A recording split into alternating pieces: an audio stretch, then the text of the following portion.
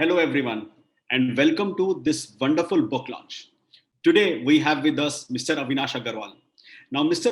Avinash Agarwal is a very interesting personality. I mean, I always struggle with whether I call him a publisher or whether I call him an author or whether I call him a mentor, teacher. He's all of those things. So let me first talk a little bit about the author of the book launch today. The book, which is titled Bhagavad Gita, the story way for students and parents. In my view, a must read for every student, for every parent. But of course, we need to hear from the horse's mouth. Mr. Avinash Agarwal, as I said, is the director of Disha Publications, a Gen Z parent, study skills and habit coach for students, and author of Toppers Study Hacks, Success Blueprint for Competitive Exams, and How to Raise a Topper. Avinash Agarwal has been working in the area of mentoring for over 15 years. Interviews with hundreds of toppers who have cracked different competitive exams have led him to understand the topper mindset. He believes that every child can be a topper.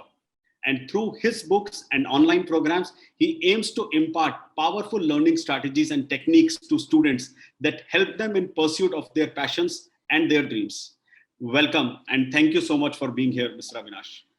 Thank you, Kapilji. Thank you for the wonderful introduction.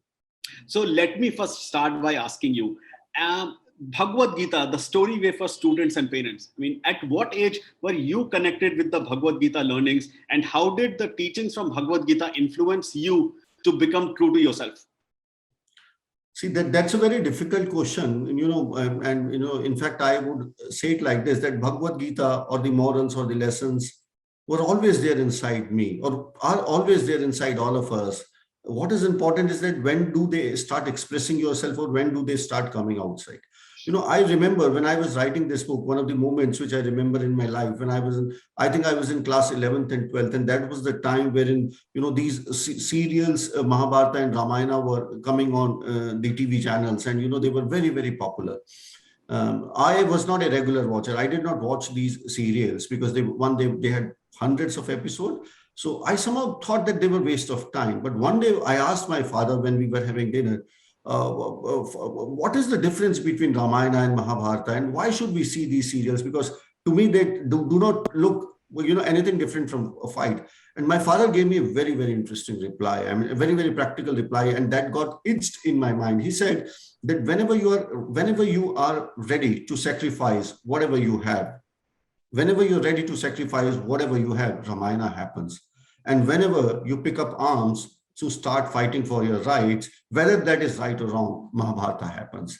So, that is what, I don't know, that struck me so hard that, within next 1 week, I said that I asked my mother, do we have a copy of, do we have a copy of Bhagavad Gita? She gave me one, but I could not get, any head or tail out of it. I bought a lot of comics around Bhagavad Gita. So that was probably the first time it touched me. And that was the first time it really created an impact on me.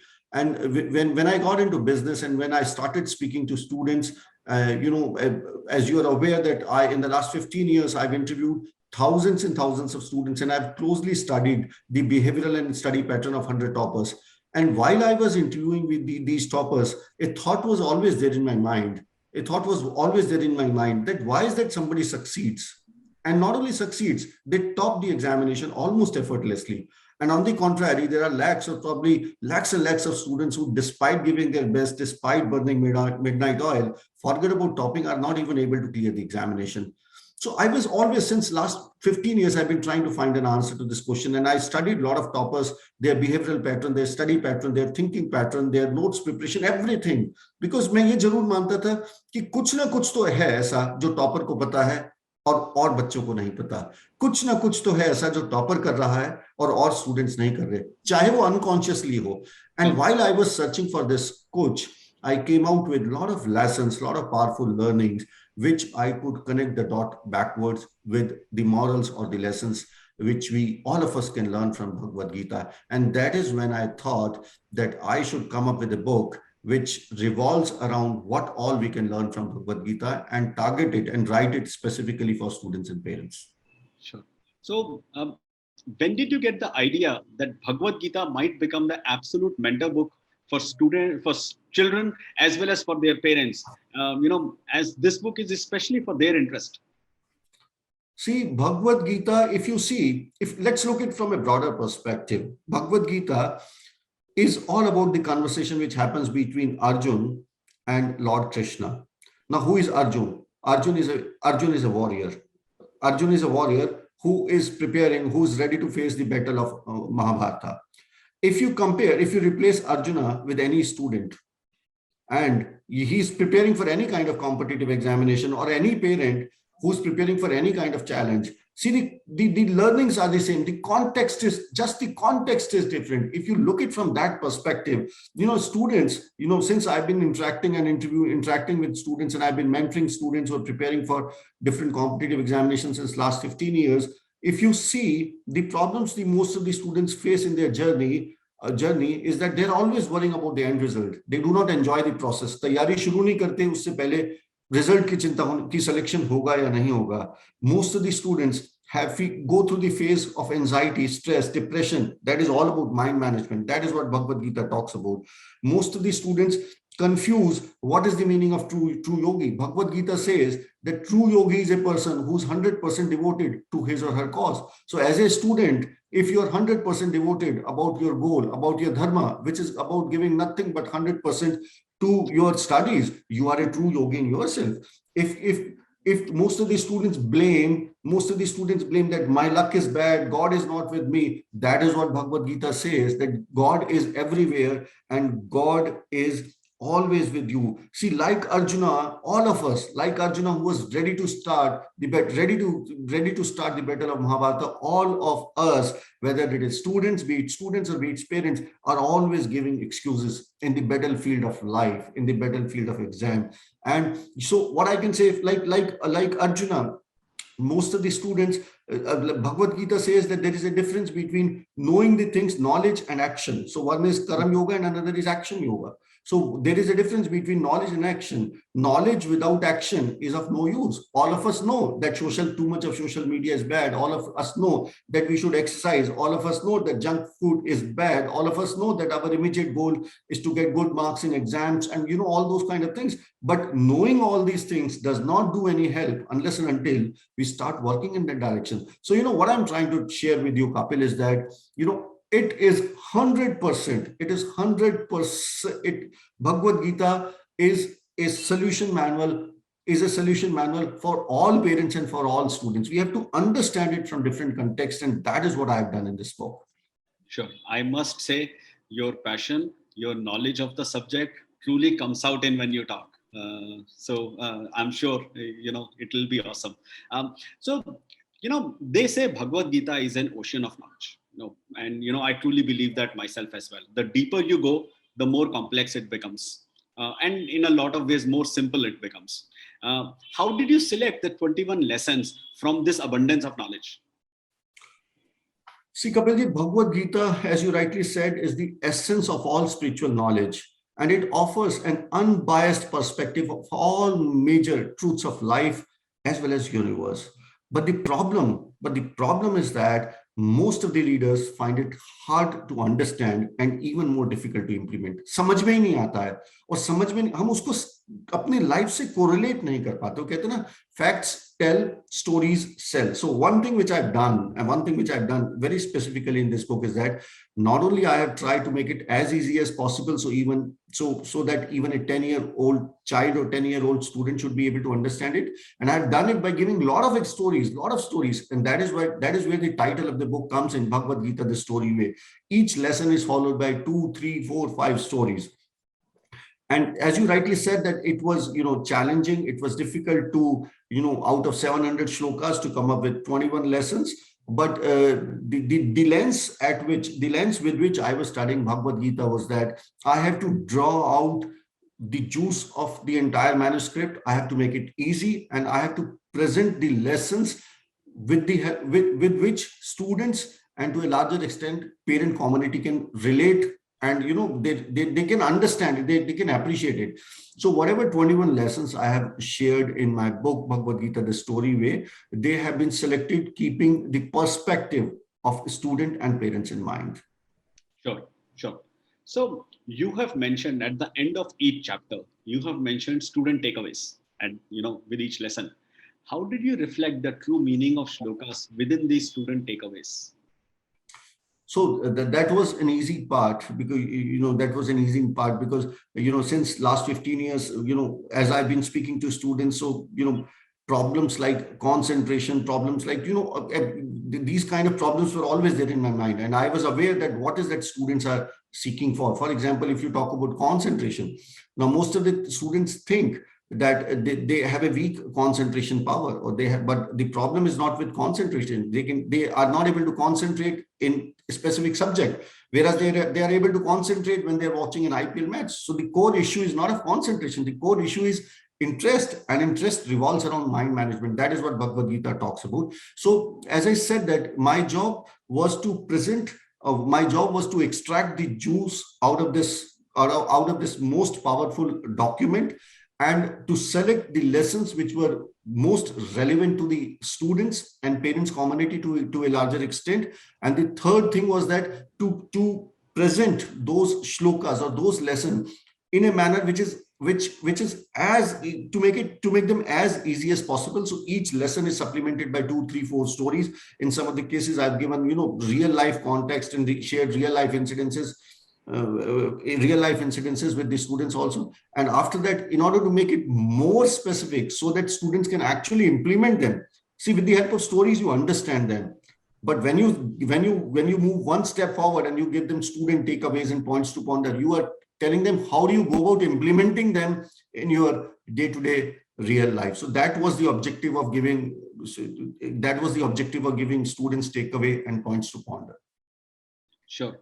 And we have talked quite a bit about students. Can you tell me a little more about how will the parents benefit from this? I mean, parents have a hugely important role to play, specifically when it comes to student education and specifically when it comes to the competitive exams and the other preparations.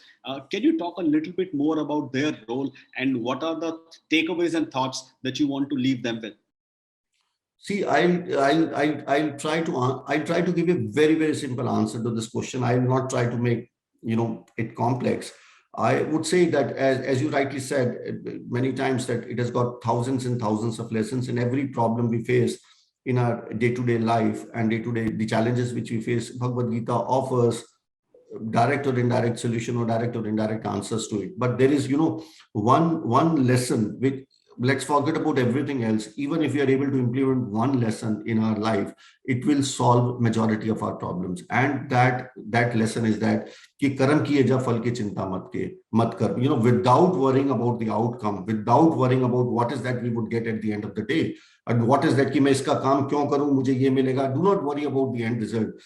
If I strongly feel that if we are able to implement this one simple lesson, and if we work without worrying about the results, if we work without worrying about the results, working, when I say working, whether we are cooking or whether we are making a PowerPoint presentation or whether we are taking a Zoom interview, whatever work we are doing as a student or as a parent, whether we are driving or whatever we are doing, whether we are teaching or whatever, whenever we are working without worrying about the results, it will bring 100% focus to the efforts. It brings 100% focus to the effort. And when you are focused, when you are 100% focused in your efforts, not only you enjoy the process, but it also brings outstanding and extraordinary results. So अगर एक lesson भी हम implement कर लें, चाहे cooking कर रहे हो, चाहे presentation बना रहे हो, कि चिंता ही नहीं करनी हमें क्या होगा, हमें सिर्फ इस प्रोसेस को एंजॉय करना है.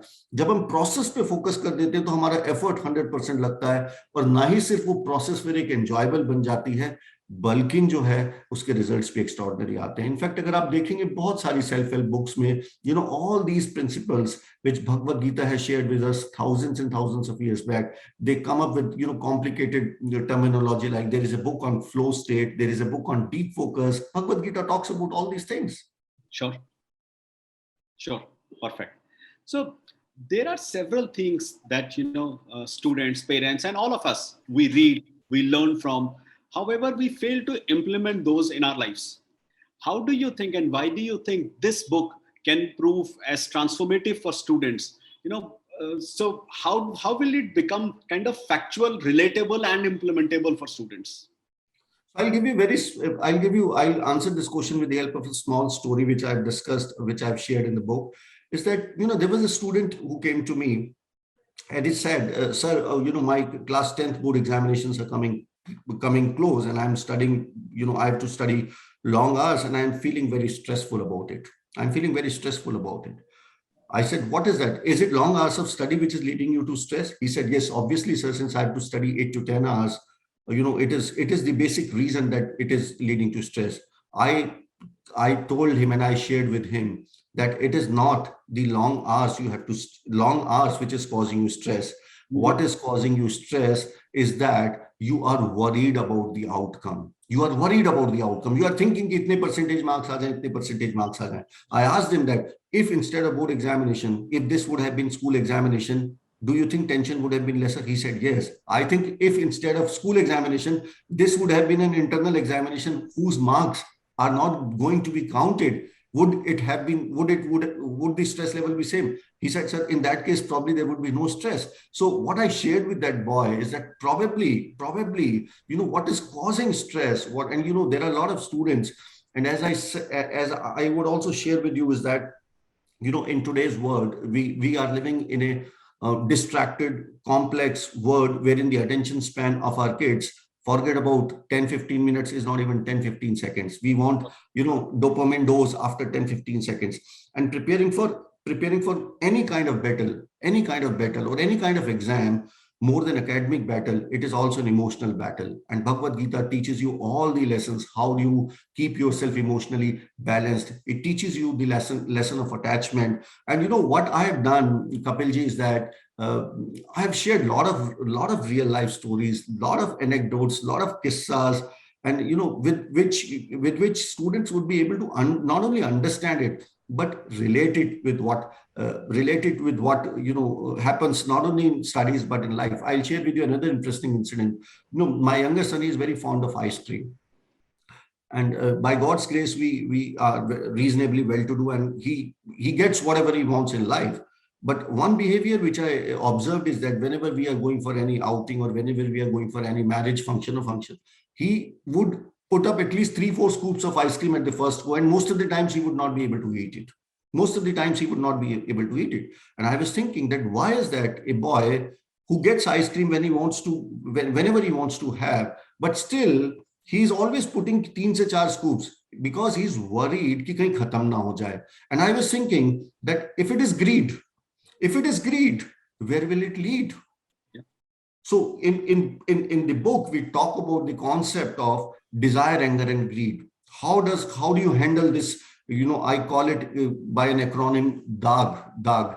How do you handle desire, anger, and greed? Desire, if fulfilled, leads to greed, and desire, if unfulfilled, leads to anger. So what I'm trying to say is that essentially success and failure is not only about knowledge, it is also about your emotional balance. It is also about your mind management. It is also about your stress level. And as I said, that most of the students, while they're preparing for any kind of exam or any kind of challenge, they become sad. They become stressed, anxious, and depressed. Bhagavad Gita teaches you how do you manage yourself emotionally in this lonely battle. Mm-hmm. Sure. So in the book, you have discussed multiple characters from Mahabharata. And I mean, Mahabharata is full of characters, right? I mean, every individual, every character, every person that you take from Mahabharata has their own stories, have their own idiosyncrasies. What was your thought process behind mentioning them in this particular book? See, my sole objective when I was writing this book was to extract as much as possible. My sole objective, this is not a religious book. And neither was it written with that intention. So my sole objective was to extract as much as possible wherever it is available and give it to the students. So I thought that, I have shared Bhagavad Gita, the conversation which happened between, Arjuna and Lord Krishna before the battle actually started. But still, there were a lot of facets of this entire epic Mahabharata, which I wanted to share with students.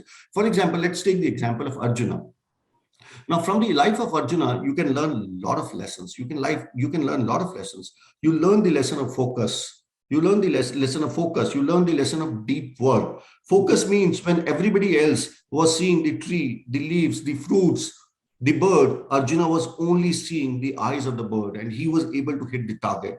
The lesson of clarity. When Dronacharya, one day he was bathing and suddenly a crocodile attacked Dronacharya. While everybody else was thinking what to do, whether we should do or whether we should swim or whether we should kill the crocodile, by in एक झलक भर क्षण भर में ही अर्जुना ने जो है he took out his he took out his बाण को क्या कहेंगे इंग्लिश में, bow and arrow.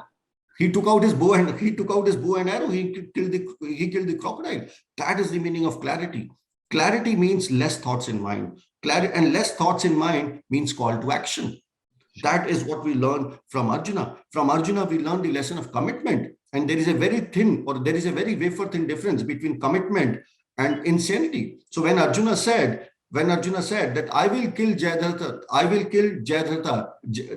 Jayadratha before tomorrow's sunset, to everybody else it looked like insanity because they had entire army defending him and nobody thought that he would be able to kill it. And Arjuna said that if he is not able to do it, he'll walk into fire.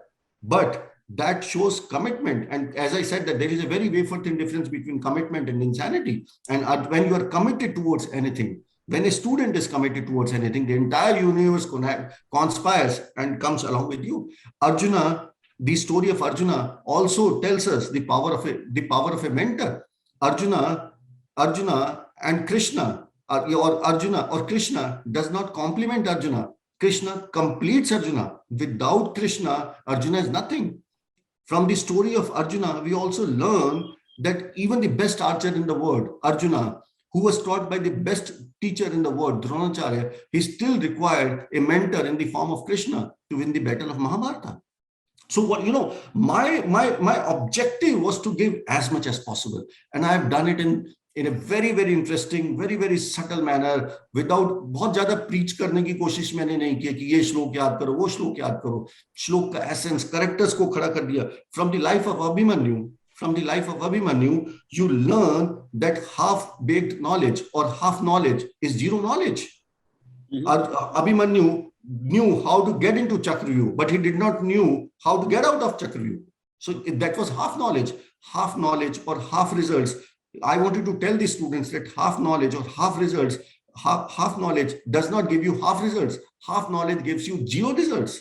That is what we learn from the character of Abhimanyu. In fact, from everybody, whether it is Draupadi, whether it is Duryodhan, there are a lot of things which we can learn into. And I just wanted to present them in a very, very easy, very, very interesting story, very, very interesting manner, so that students not only enjoy, but they are able to appreciate, and somehow these lessons sink into them.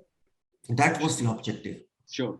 So one basic essence of Bhagavad Gita is for every Arjuna, there should be a Krishna. So for every warrior, there need to be a rider. So how do students resolve that dilemma? I mean, parents at times, they can be a support structure, but not always. So how do students solve this dilemma of looking at or creating that mentoring structure for them? And what do you think is the importance of that? See, mentor is like a North Star. Mentor is like a North Star who guides you even in dark nights. So mentor is like a toll road. You get an access to toll road. You can drive safely at whatever speed you want to. So, every sportsman has a mentor, every startup has a mentor, every corporate house has a mentor, everybody has mentors. So why not students? So I strongly feel that, as I said, that we are living in a complex, we are living in a complex world, which is full of jealousy, which is full of envy, which is full of distraction.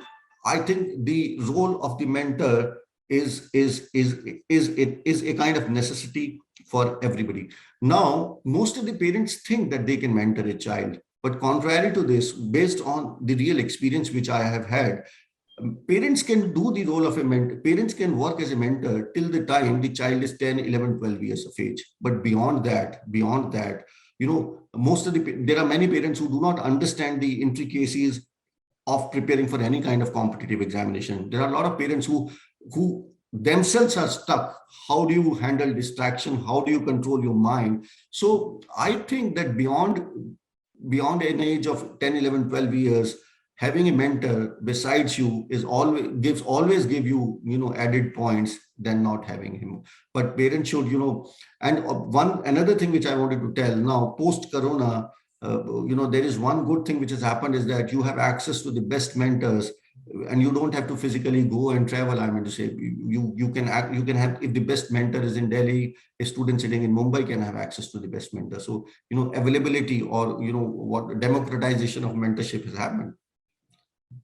Sure. So we live in a fairly complex world now, and specifically when it comes to education, and more specifically when it comes to competitive exams. I mean, it becomes more difficult by the day.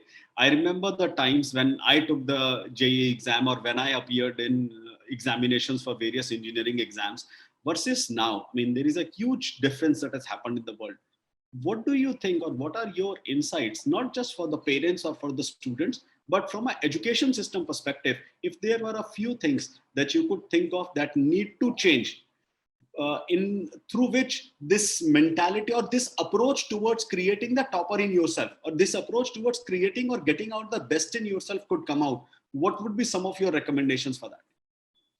See, I feel that one of the advices which I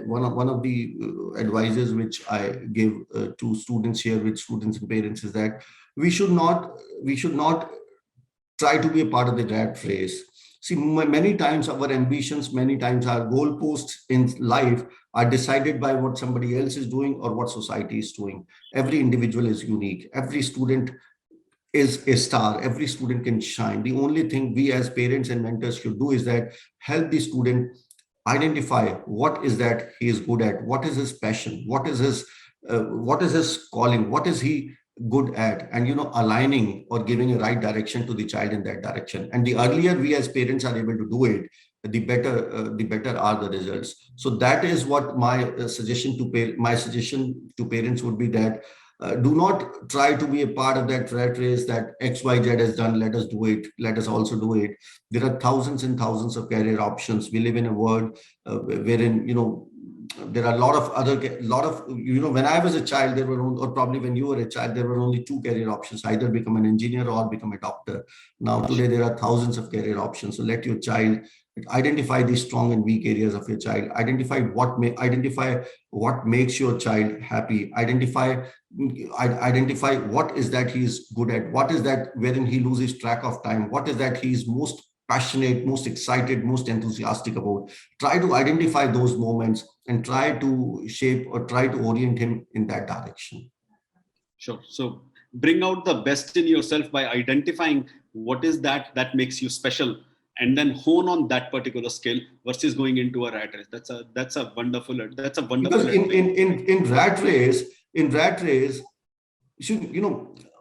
it is easier said than done. It is a very difficult, I have seen in, a lot of parent teacher meetings, everybody goes and, at the end of, these PTMs, everybody would ask, hear a whispering in the ear of the, kitne marks hai mere bacche ki, kitni rank hai.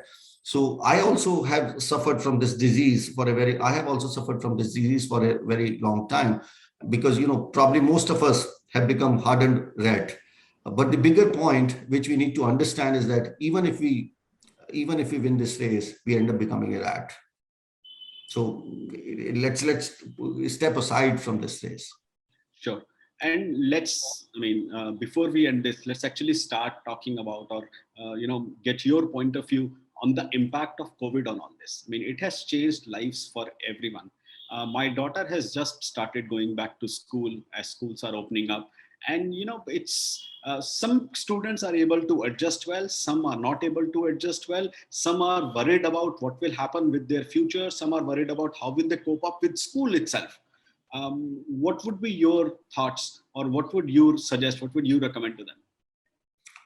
See, I can share with you is that, and this is what has been my thought process in the last 2 years, wherein this COVID thing hit us, was that we were worried about jobs, we were worried about economy, we were worried about business, GDP, everybody was talking about all those things.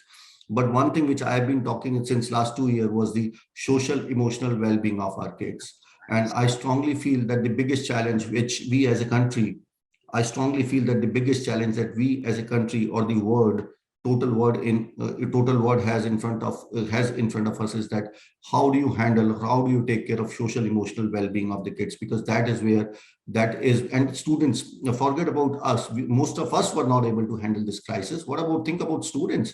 They were not prepared for this. They do not have any framework. So I would suggest obviously this will take some time. This will take some time to settle down, because unfortunately our kids have become so comfortable with computers and machines that they have become uncomfortable with human beings. They, everybody wishes to have, chat, and nobody wants to talk. I've seen this phenomena. If I would ask my daughter ki say पूछ लो, so she would try WhatsApp, chat करके पता चल जाए. We feel hesitant. So obviously this will go away with time. Let's hope that this thing does not hamper our day-to-day life, and we are able to come back to the normal as we were before 2020.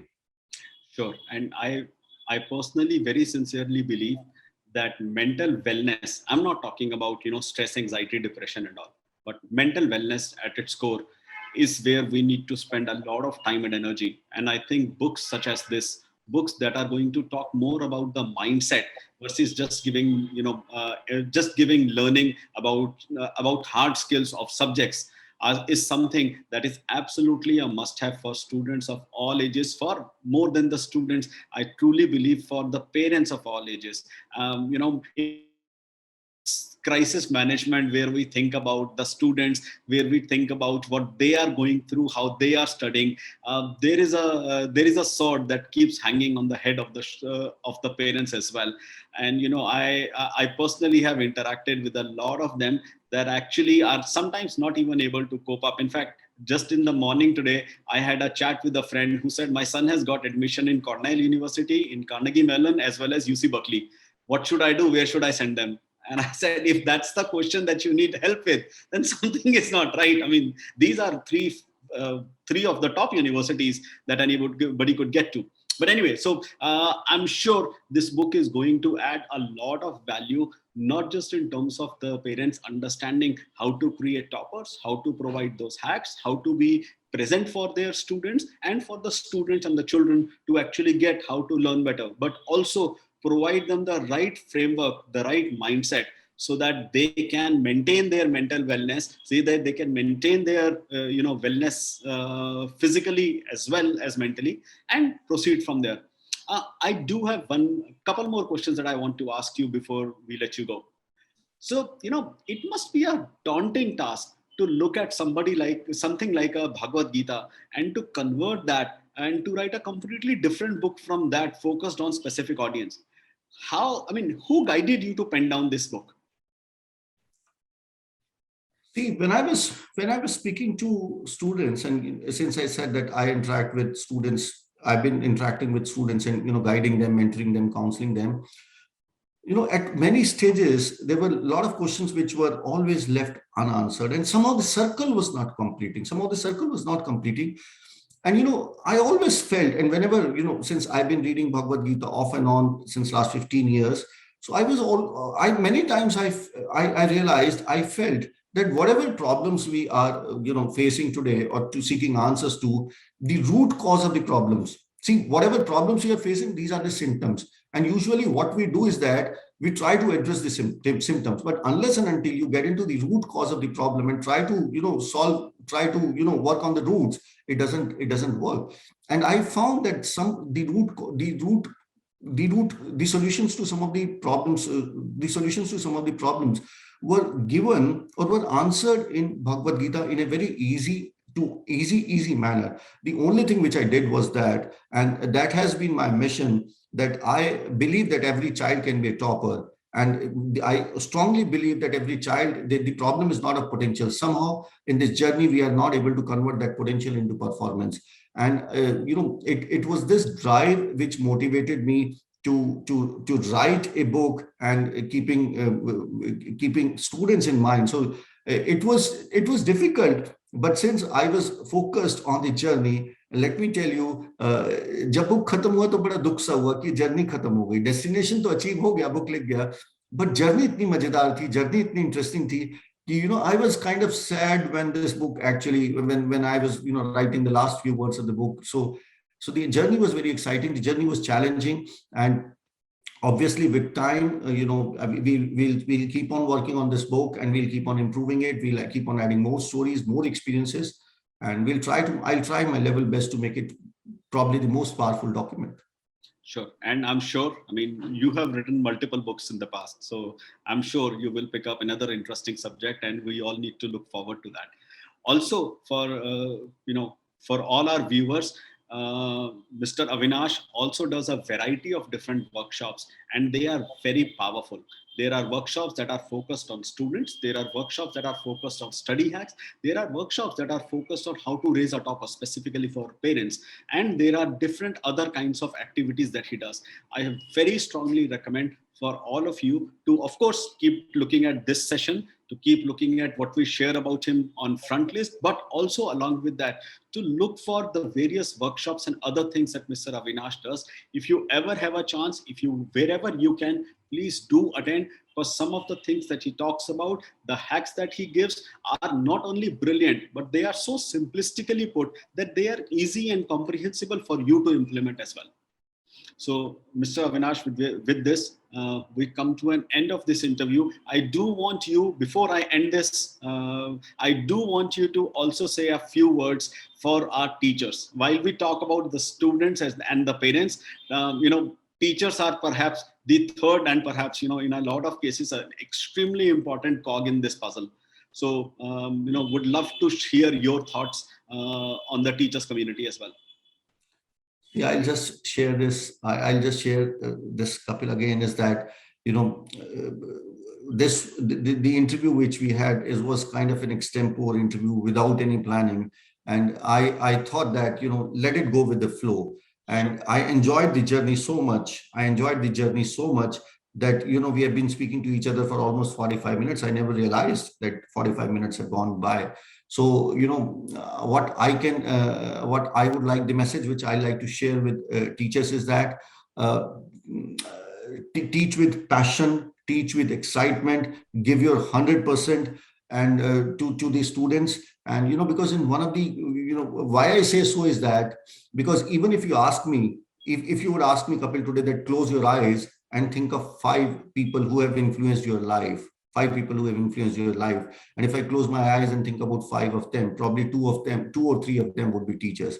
So the one question which every teacher should ask himself or herself is that, कि अगर उनके बच्चे जो हैं, उनके students अगर आंख बंद कर रहे हैं, तो वो उनकी आंखों के सामने आ रहे हैं या नहीं आ रहे हैं. Because I feel that over a period of time, that passion, that excitement, that joy, that pride, that enthusiasm has gone out of teaching. Let's bring that back, and let's give our 100%. Let's enjoy the journey, and let's teach with 100% effort, and that will make the journey not only interesting, but the results would also be extraordinary. And that is what Bhagavad Gita also teaches us.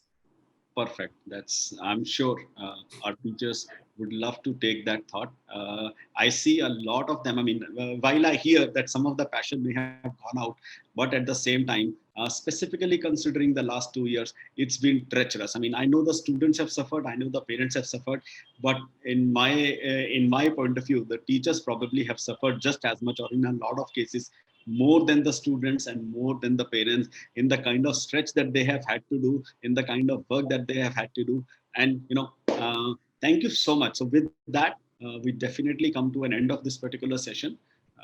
As I said earlier, I request all of you to read more about Mr. Avinash, to get the various books that he has written, and most importantly, wherever you can, please do attend a session from him. He's a wonderful orator. He talks about life experiences, and he gives you comprehensible, easy to implement solutions.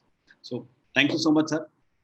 Thank you, Kapil. It was all my pleasure, and thanks a lot to you. Thank you so much.